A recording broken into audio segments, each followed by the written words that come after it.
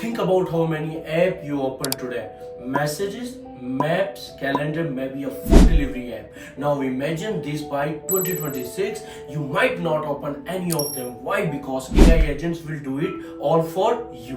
Where you are entering a world you are want to search for stuff or open app, you will just say what you need and your personal AI will get it done. Need a flight for next week?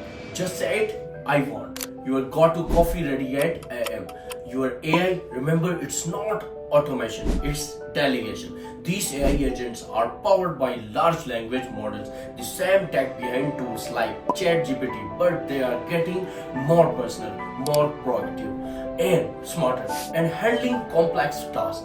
They understand context preferences even your more.